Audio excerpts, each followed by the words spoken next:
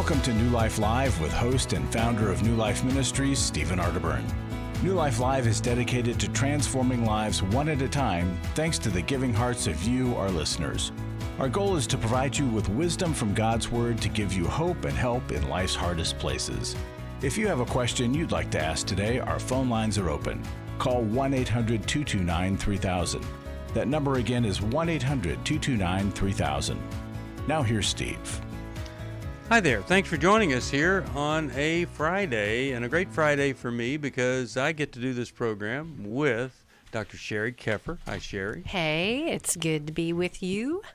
Dr. Alice Benton. Howdy, y'all.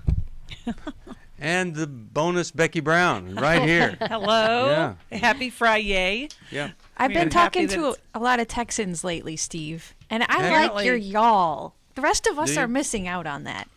Yeah. It is an interesting word. So Becky brought into the studio some help, some thoughts about what people are going through. Let's talk about that. Yeah, so COVID and politics and the weather and homeschooling not by choice and everything else that people are struggling with. And I know, Steve, you just did a Going Deeper series on depression. Yep. There's a lot of people that are struggling right now, and we want to help you. We can help you. And I think one of the biggest challenges is recognizing that you need help. What does that look like? Doesn't mean that you have to, have a complete nervous breakdown. Nope. But it could be that you just notice that I'm not feeling as good as I normally would, or maybe my anxiety is kind of taken over. I'm sure Sheri and Alice, you guys can speak to some of the folks that you've been serving in your practices about what they may be struggling with, or even offer the radio audience some tips about how to deal with the struggles that we're having right now.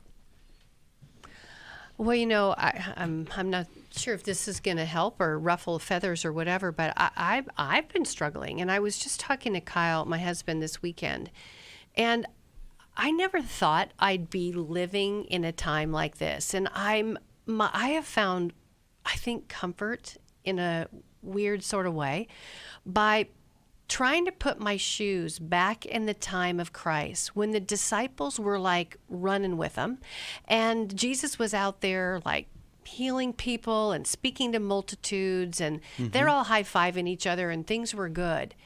And then everything went sideways. And sure did. Peter denied him 3 times, and they lost heart. They felt their world turn upside down. There was lots of upheaval. And there were Pharisees that wanted to kill Jesus, right? There was just so much going on. And I said to myself, I thought, you know what? I have never thought about that this is how they felt back then. And God has got a plan. Just like he had a plan and Jesus had to be crucified in order for us to have salvation. I don't like how it feels right now. I'm not going to be in denial over the fact that it ruffles my feathers, but I have had to find some solace in believing that there is a God that even when it doesn't feel good, God is moving heaven and hell to bring out his good for us who know him. And right now I'm just talking to people about Jesus because who knows? We might be closer to the end than we've ever imagined we'd be. And wow. It probably feels like that for a lot of folks too. There are some folks that are feeling that exact way. Thanks, Sheri. We have a tip. We have 6 tips to help you find contentment in crisis, and it can be the beginning of just that research project. As you say, you can call us at 1-800-NEW-LIFE and get a copy for yourself, or even ask for help, because we have counselors all over the country that can connect with you and help you get on a process of healing and wellness. Yeah, and just a simple oversimplification. What you focus on really has a lot to do with how you feel. And sometimes we're beyond a place where we can even choose what we focus on. We're out of control. But I'm telling you, if you focus on every potential horrible thing that may happen, you are going to be miserable, ineffective, and God wants to help you with that. After I found the pornography on the internet, I said you either get help or I had to leave this household. Every day, thousands of women discover their husband is struggling with sexual integrity. And since shelter-in-place orders have gone into effect, traffic to porn sites has skyrocketed. New Life's Every Man's Battle workshop can help. Every Man's Battle, I fought it the whole week with my wife. Within 2 hours, you could have opened a book. It showed me where my life has been ever since I was a little boy. The Every Man's Battle workshop can be a trip to the sexual addiction emergency room. During this time of social distancing, the Every Man's Battle workshop will be held online Saturday, February 6th. Find sexual integrity, accountability, and connection. Register now to reserve a place at the Every Man's Battle online workshop.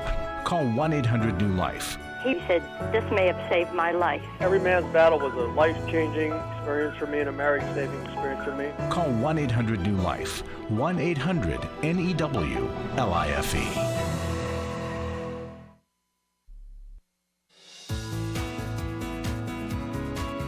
To find out more information about New Life or to order any of the resources mentioned on today's program, call 1-800-NEW-LIFE.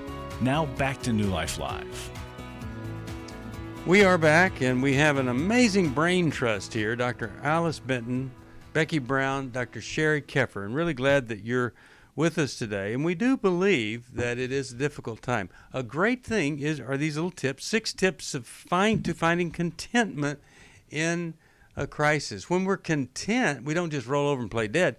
Now that we're in a good state of mind, we can make some very, very important decisions where we don't end up in the same place we always do. And what a great thing it is to look at your life and say, I see a pattern here. Maybe there's a different choice that I can make. I was talking yesterday about regrets. They can either be a symbol of your failure in life and a symbol to you that this is who you are, or they can be these little directives.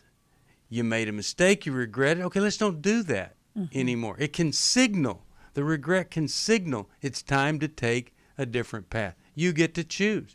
You can be identified by the things that you regret, or you can take a new strategy in your life that leads you to a different outcome. And New Life for 32 years has been talking about different strategies.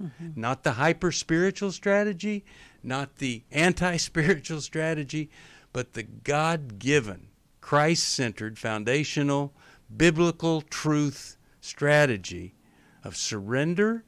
And then once we surrender, we accept responsibility to live the life that God has called us to live and get rid of anything that stands in the way of us living who God called us to be. Let's go to Isabella, Los Angeles, California. She listens on the internet. We're glad that she does. Isabella, you are on with 3 women and a man. How are you? Wow, that's a very loud background noise you got going there. Let's see if we can hear you. Is it better now? Well, just ask us a question and let's see if we can hear you. Okay, I'm just going to pull over. Hi, so my name is Isabella. I've been married for 14 years. I found out in January through a healer that my husband is a sex addict. Sorry, I'm probably going to cry. And I got him to see a CSAT. He had covert emotional incest by his mother when he was a child. He told me he needs a divorce from me because of my sex issues, and we're in the process of divorce. He got heavy into cocaine and MDMA recently, and he almost died 2 times. I just wanted to know, I'm fine. I'm doing brain spotting. I'm doing trauma work. I go to therapy. I do so much for myself, and I'm going to be okay. He is resisting any kind of help. He dropped his CSAT. He stopped his sponsor. He stopped SAA. I wanted to get him into Seeking Integrity Rehab Center with Dr. Rob Weiss, but he called and spoke with them, but he's just saying he doesn't want to pay that much money. He's afraid to go. Is there anything I can do, at all to help save him so he doesn't overdose and die? Well, real quick here, have you thought about our little Saturday experience called Every Man's Battle? I heard about that. I can totally mention it to him. I absolutely will. He's kind of, every time I bring things up to him, he's very resistant, but I could definitely mention that.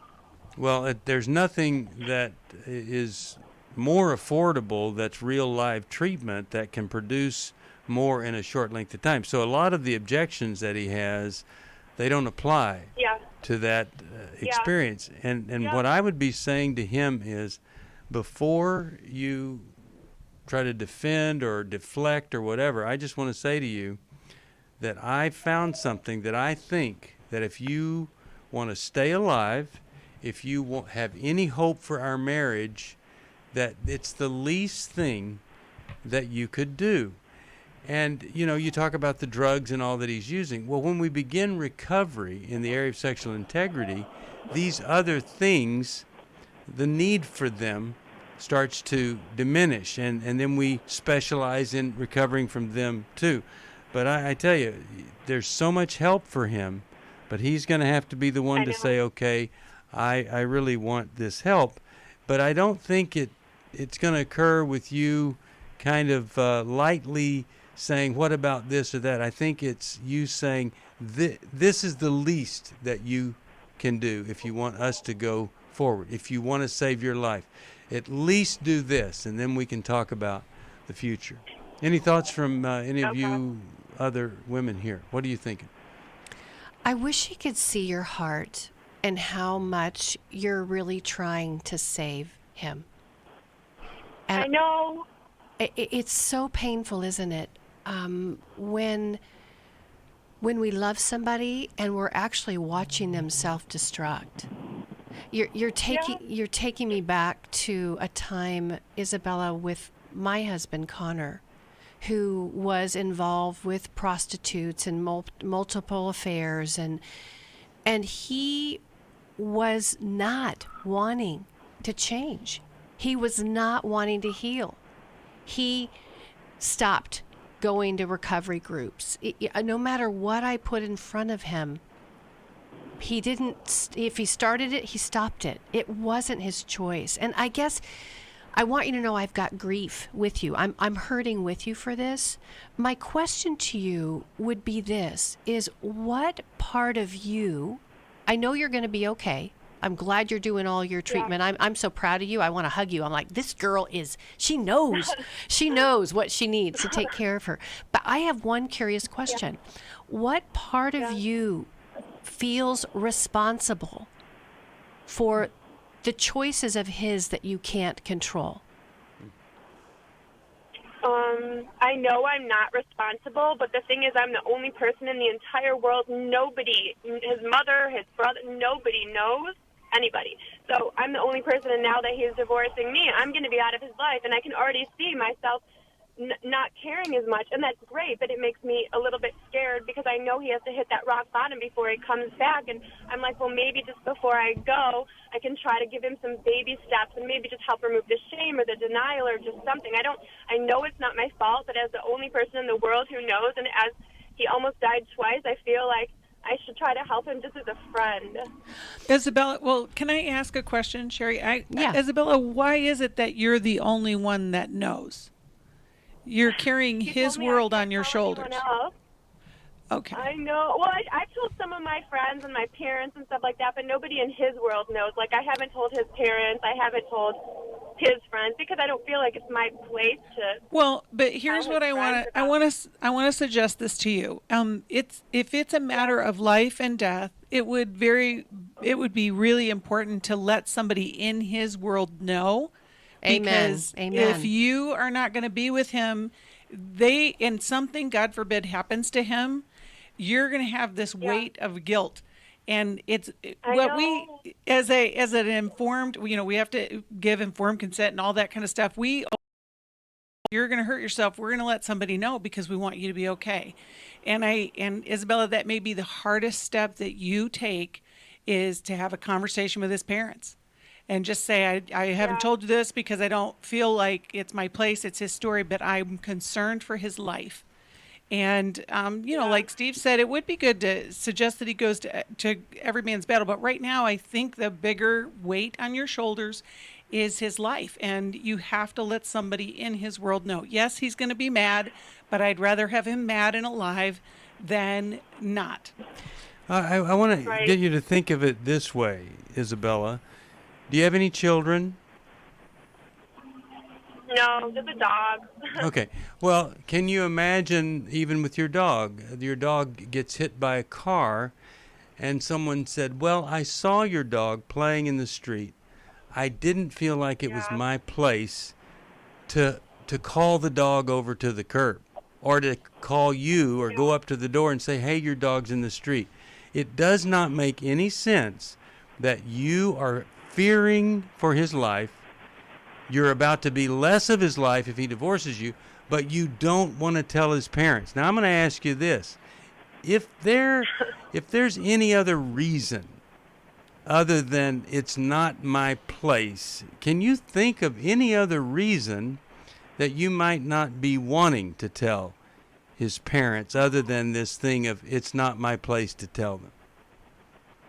Well, he doesn't have a dad, and his mom is super mother enmeshed with him. She is a very emotionally immature person, and all it would do would probably be kill her, and then he will just lie to her and tell her that because he's the biggest manipulator on the planet, right? I mean, he's an addict. He will manipulate here's her what and I'm tell hearing. her that I'm lying. Here's what I'm hearing. You're predicting the future. Yeah. And I don't think you can do that. You don't know what's going to happen. So what do you have to do? The next right thing.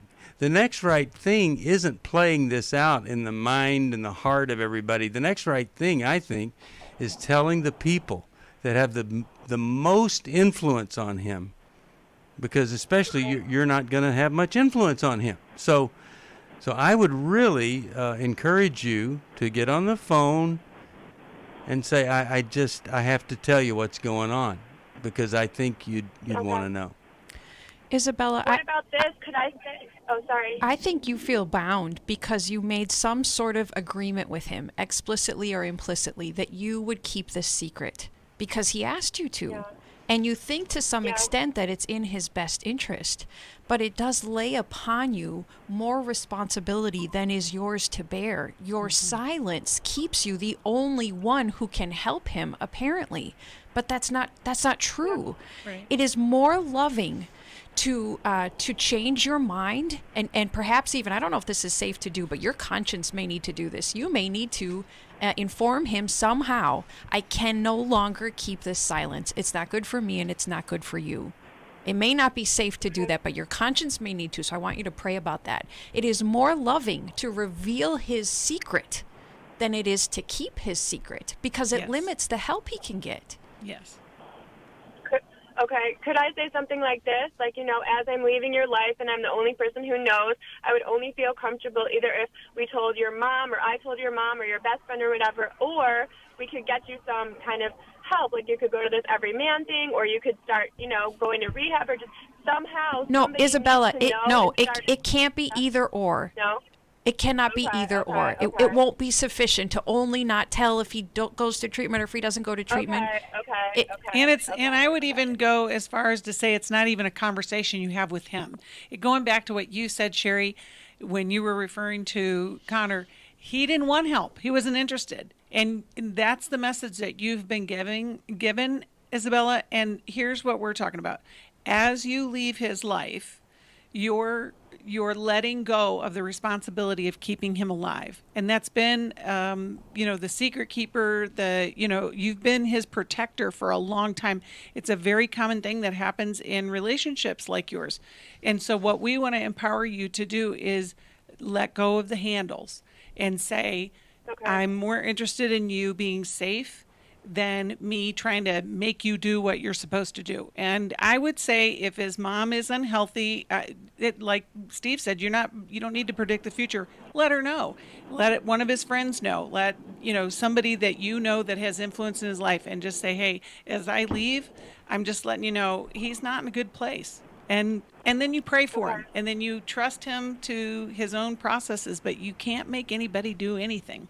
That's the frustrating part. You know what I heard you say? I heard you say we. Mm-hmm. And one of the hardest things I had to do, Isabella, was transition from we to I. Mm-hmm. And it sounds like this. I care about you, but I can't keep the secret. And I am going to need to let some people know. You can say that, or you can just do it, right? You can just do it. Mm-hmm. Because I had to let people know about Connor. But when I did that, I grabbed a hold of this rope called Jesus Christ, and I held on to my Heavenly Father like my life depended on it. And I was no longer a we. And so you're going to walk this out. But God is going to provide for him. He will bring people. They might even be drug dealers or prostitutes that are going to help wake him up. Right? But your laughter is lighter because you're going to let some other people know. And you're going to begin to build your own group of women who are going to be part of your journey forward as well, that are going to be healthy and supportive and loving. And we always have to figure out, if I'm not going to be the one to prevent self-destruction, what am I going to do with my life? I came into this thinking that my husband was the cause of many of our issues. The New Life Intimacy and Marriage Workshop will be held online Saturday, February 13th. But after learning about our attachment styles, I understood how our past hurts were playing into our present problems. Join Steve Arterburn. It's been a dream of mine for a long time to help people to grow more intimately together, and we believe that everybody has room to grow in the intimacy level of their life. And Milan and Kay Yurkovich. We help couples understand how their attachment style is sabotaging their current relationship, and then we teach them how to create comfort in a relationship. To register to find out more, call 1-800-NEW-LIFE. That's 1-800-639-5433, or go to newlife.com. Here at this workshop, we had our first ever conversation without yelling, blaming, and accusing. 1-800-NEW-LIFE. I was really living a very anxiety-filled life. I turned on New Life, and the topic that day was about anxiety. And just by listening, I got relief. You can help New Life Live stay on the air by joining Club New Life today. When you sign up to support us monthly through Club New Life, we'll send you the new member thank you gift of 7 books, including Growth Has No Boundaries by Drs. John Townsend and Henry Cloud, Take Your Life Back by Steve Arterburn and Dr. Dave Stoop, and the Emotional Freedom Workbook. Plus, there are ongoing benefits like access to the Club New Life video library, the monthly Club New Life CD or download, quarterly resources, free shipping on purchased resources, and discounts on workshops. Call 1-800-NEW-LIFE. That's 1-800-639-5433. Support Club New Life, and together we can help hurting people find help and hope in life's hardest places. Call 1-800-639-5433 to join Club New Life today.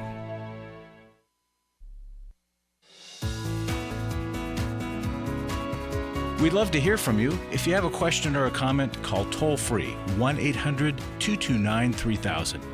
Now back to New Life Live. We are back. And I wanted to mention something, Steve, if I could, because my mind has been thinking about Isabella. You know, my statement about we to I can say that here and y'all can hear me today, and it's like a millisecond that comes out of my mouth, and you go, okay, cool. But let me tell you something. That journey from we to I took me months, and even, I want to be honest, years. And I still have a vulnerability of becoming a we instead of an I.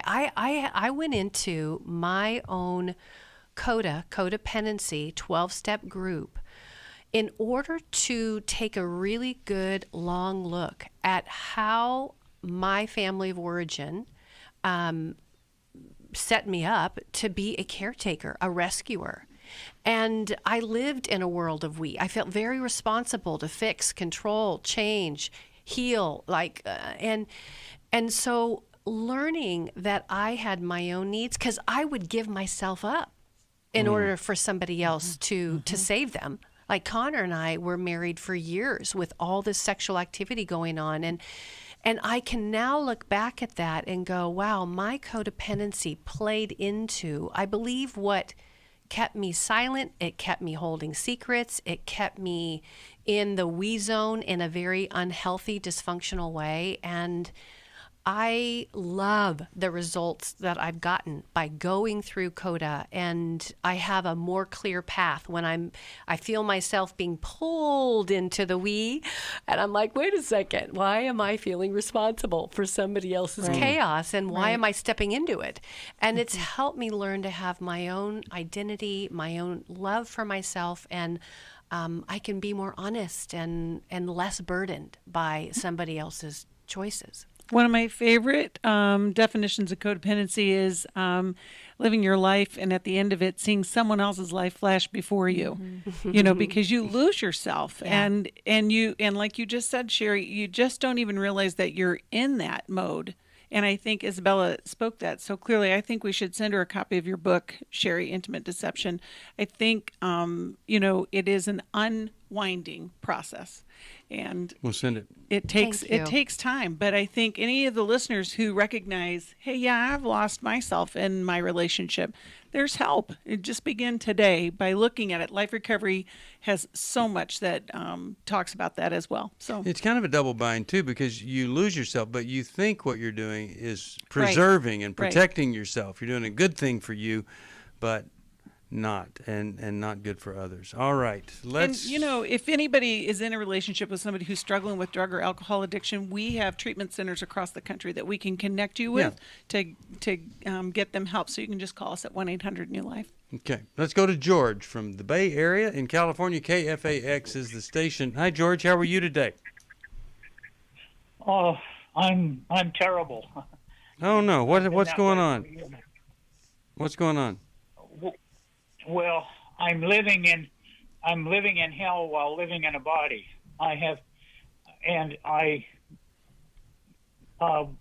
In calling the person on the other end of the line at your center, I told them that, my head is not good. I feel like I have I have several disagreements with you, and I think you're one of the wisest people I've ever heard, and I listen to you on TV, but you disagree with me about a woman standing up to her daughter who's getting married to a woman, but that's not important because that's not part of my thing. But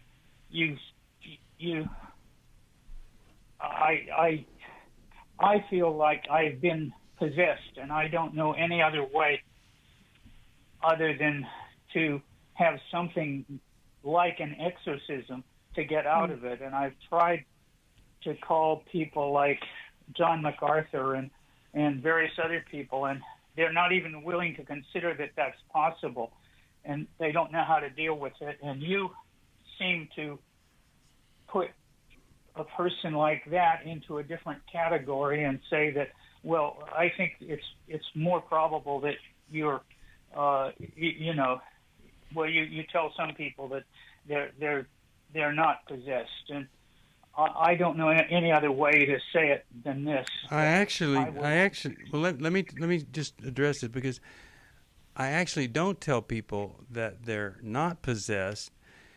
And in fact, earlier in my life, we had a woman live with us who thought she was demon-possessed. What I do say is, based on statistics and people's problems and history, it's not likely that a person is demon-possessed, or it's more likely that it is a problem we can address other than just exorcism. But here's what I told the person that lived with us, who thought that her emotional problems, which resulted in very early abuse of their children by this husband she chose. I said, okay, let's go and have an exorcism. Let's go find a person in the Catholic Church who has been identified as qualified to do an exorcism.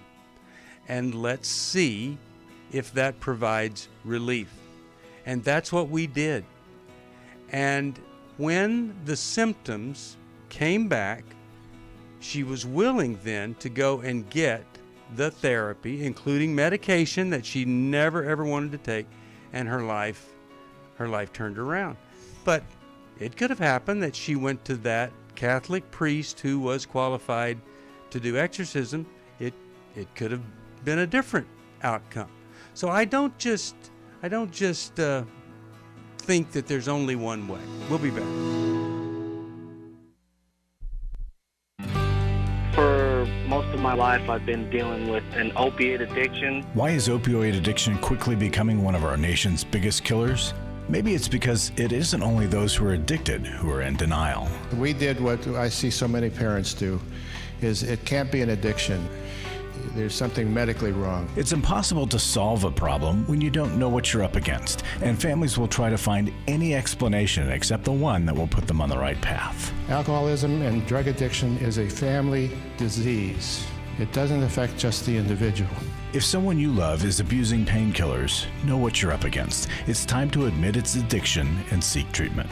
Call us today at 1-800-NEW-LIFE. We have partner treatment centers around the country. Call 1-800-639-5433 or visit us online at newlife.com. We just made a decision. We will do whatever it takes.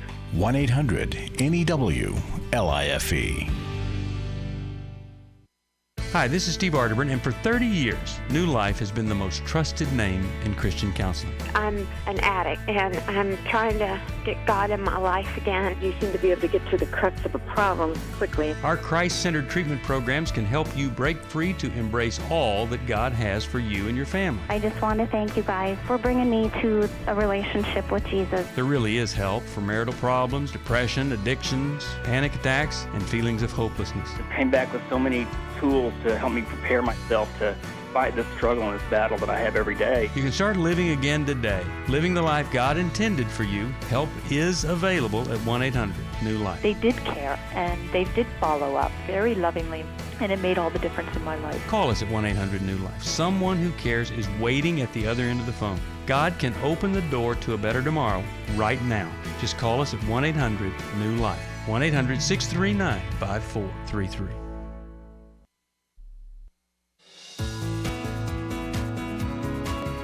We're glad you joined us for New Life Live. To be a part of the program, call 1-800-229-3000. Now back to New Life Live.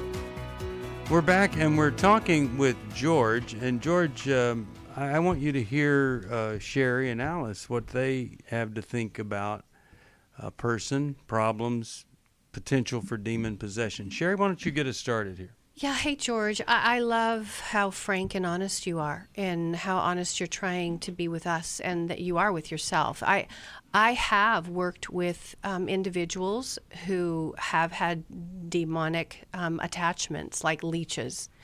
And I do everything first to make sure that there is not an underlying brain chemistry issue, because that can cause some hallucinations and those kind of things. And then we definitely talk about trauma. And I do a lot of work with people.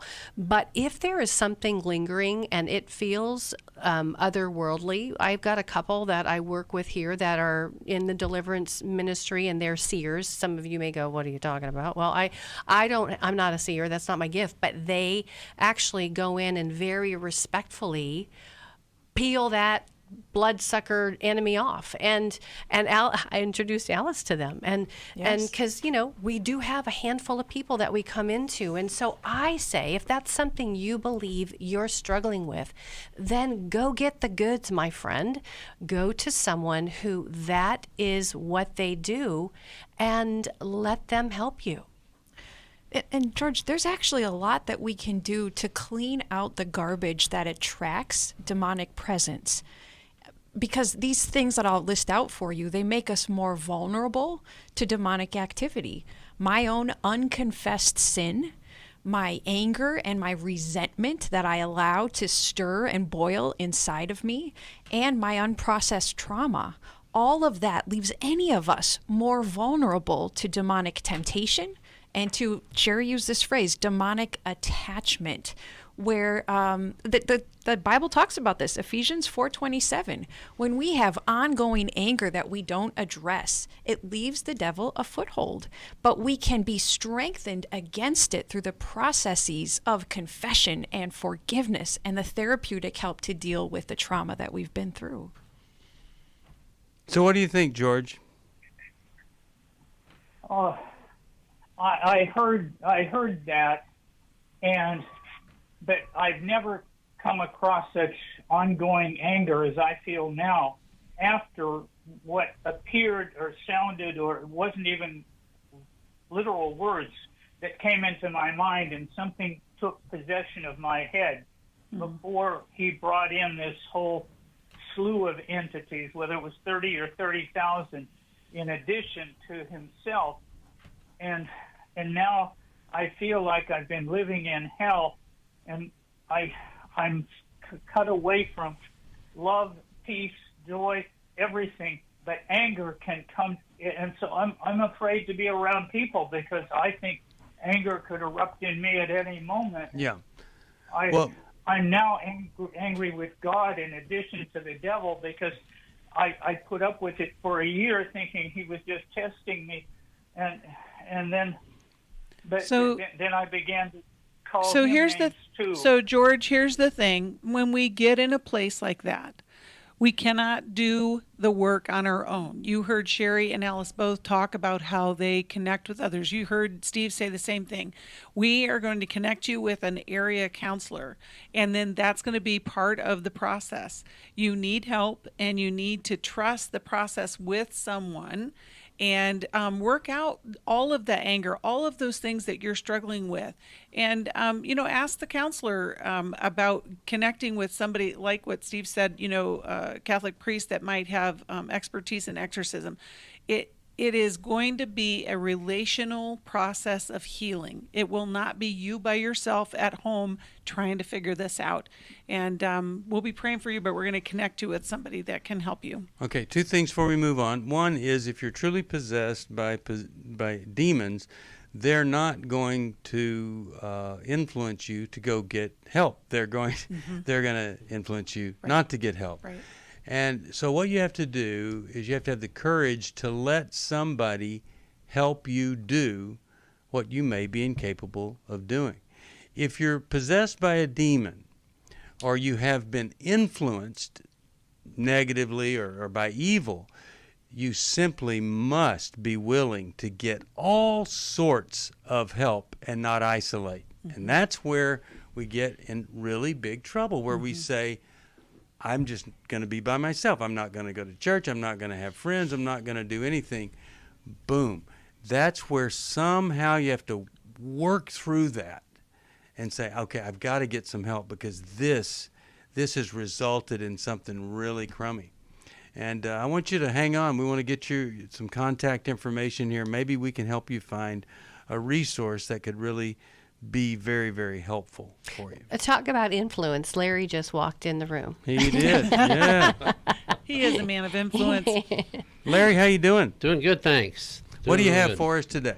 Well, we've got a workshop coming up in a few weeks. It's February the 13th, Intimacy in Marriage. Yes. And while I seek support for folks to keep this ministry going, God's doing the heavy lifting, but we need you to help us. Here's what somebody said from a recent workshop. I really appreciate the level of transparency of each speaker. I came feeling hopeless about a relationship without intimacy for decades. I now see a light bulb on in my husband's thinking. Maybe only 5 to 10 watts, but at least there's been some insight. I'm no longer willing to maintain a mockery of God's plan for marriage, putting up a front for others, but full of emptiness.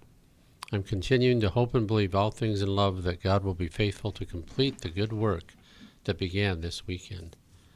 And the reason I love that is it's so realistic. You know, we offer these workshops and we brag a little bit about all the wonderful things that God's doing there. But that's just the beginning. That's the springboard. There's a lot of work to be done after those workshops. But whatever reason you need to come, whether your marriage has been without intimacy for decades, or you just need a little checkup on some communication skills, or you've filed for divorce and that's it, we can help you with any of that. So please come, please give, please support a ministry that sees that God is a God of second chances and wants you to get back on track.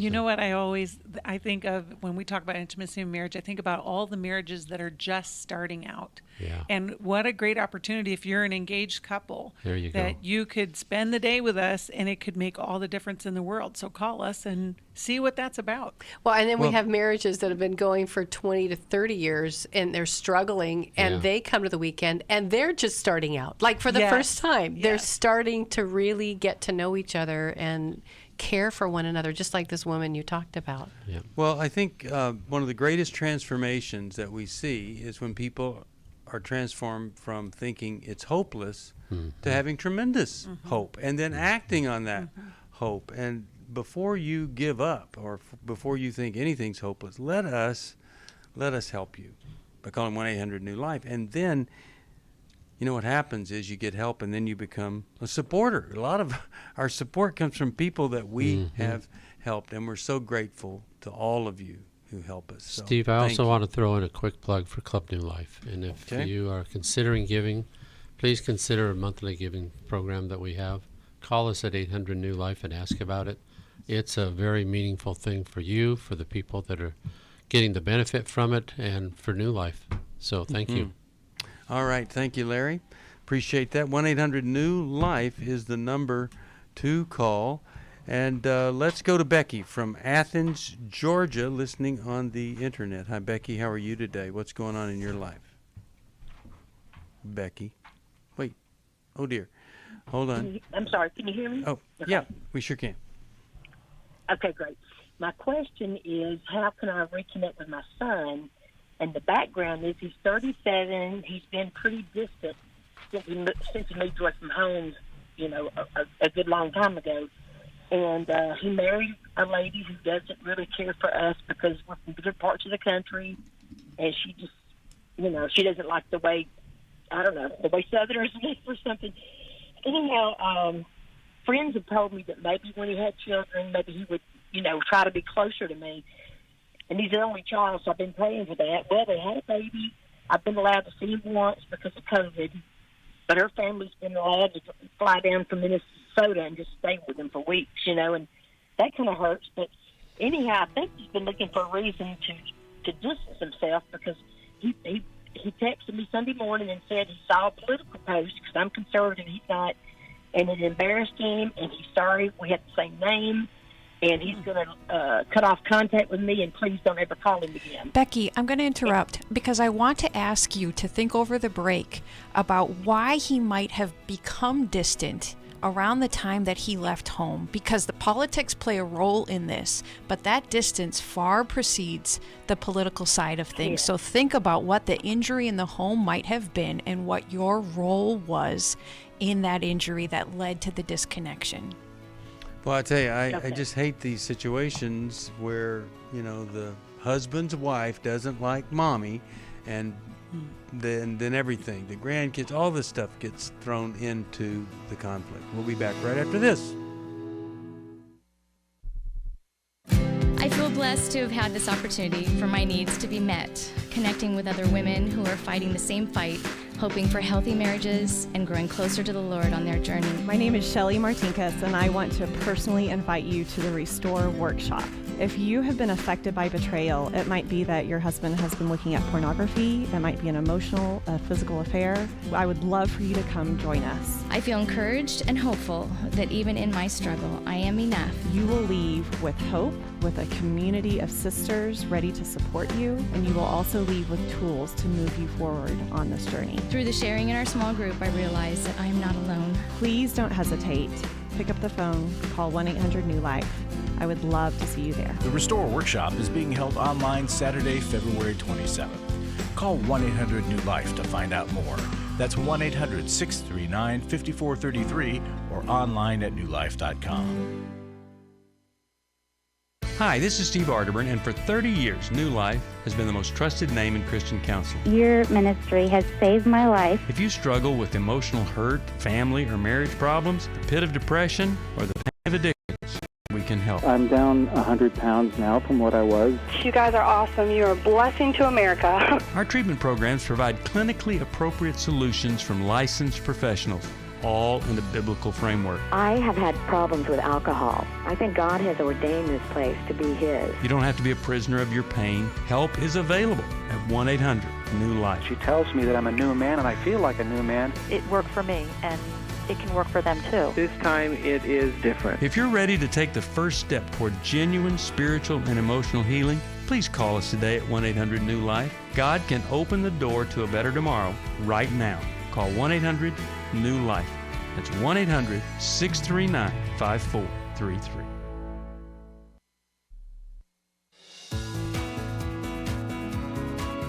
To find out more information about New Life or to order any of the resources mentioned on today's program, call 1-800-NEW-LIFE.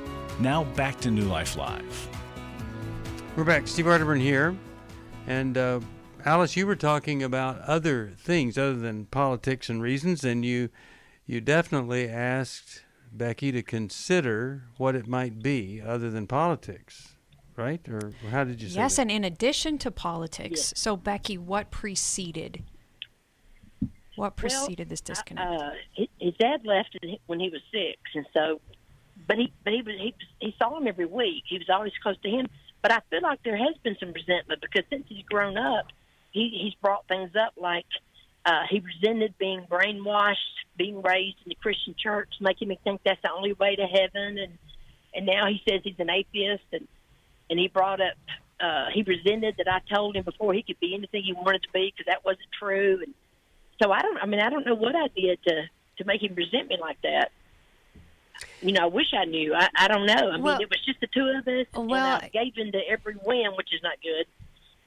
Well, let me share a thought with you. And it's a very sad thing that happens in families where a dad leaves the family early in a young boy's life, and particularly when there's, in your case, he's your only son.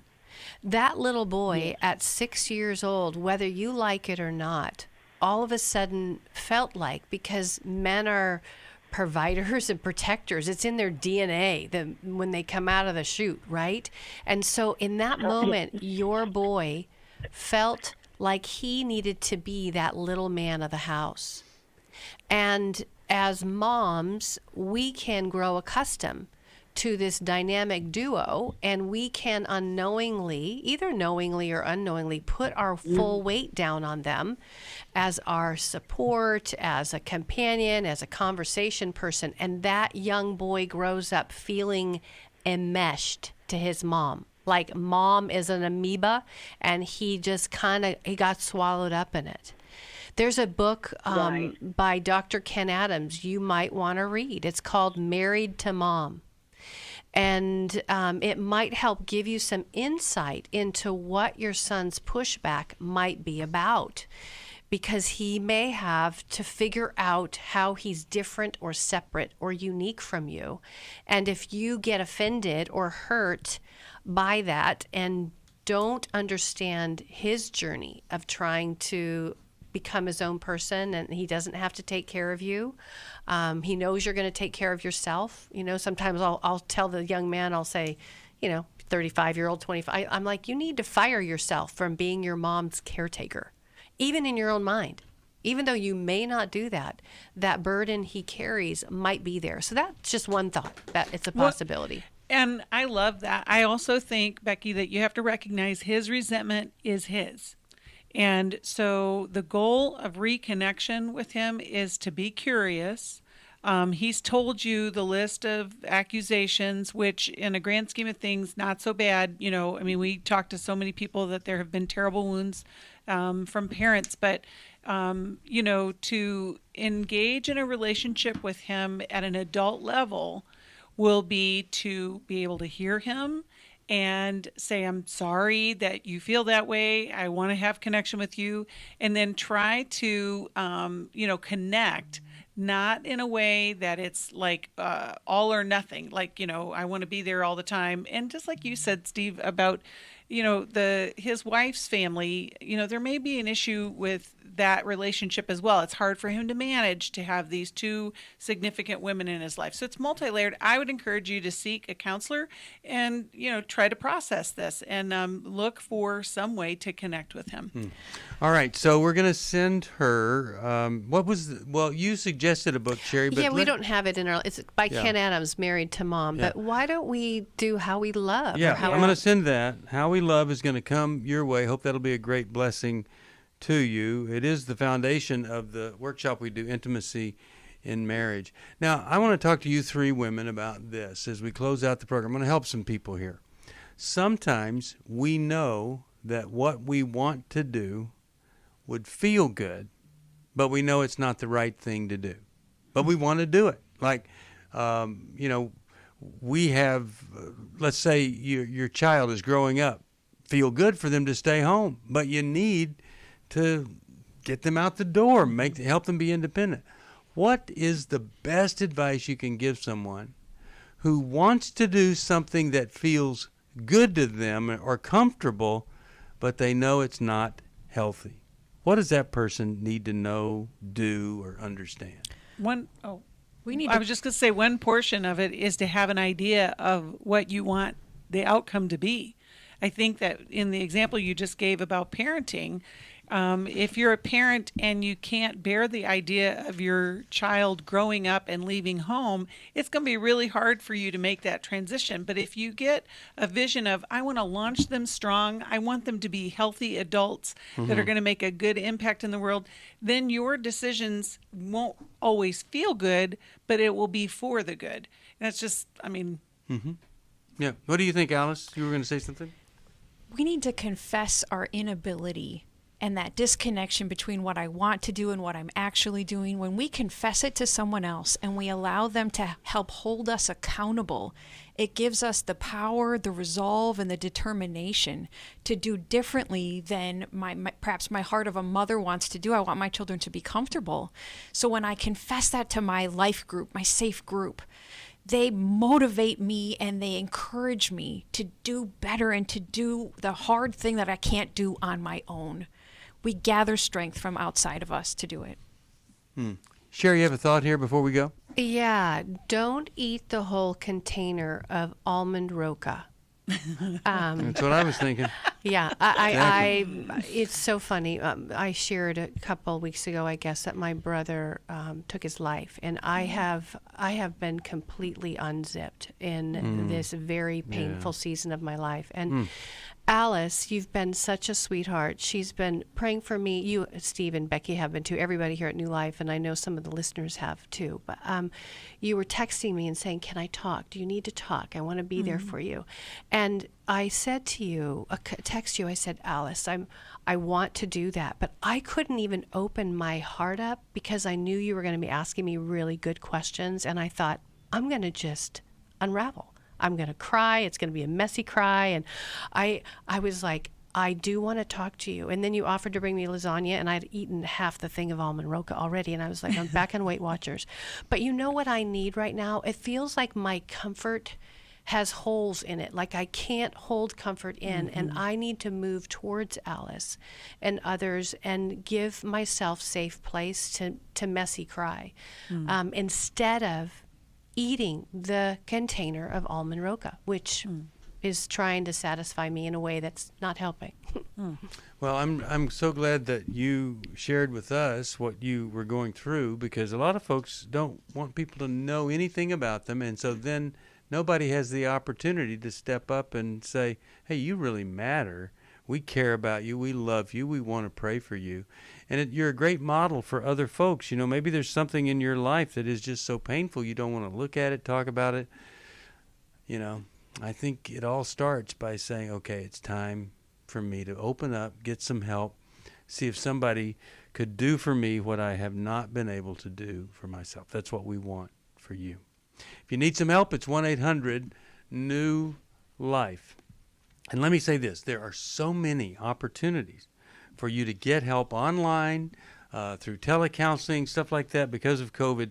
If you've never wanted to walk into a counselor's office to get help, it'd be probably less likely you'd ever have to do that than now. I mean, it's really a good time to get some help.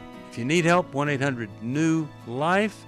My thanks to the Female Brain Trust of New Life here. Thank you guys so much. We'll see you next time. 1-800-NEW-LIFE. Thanks for listening.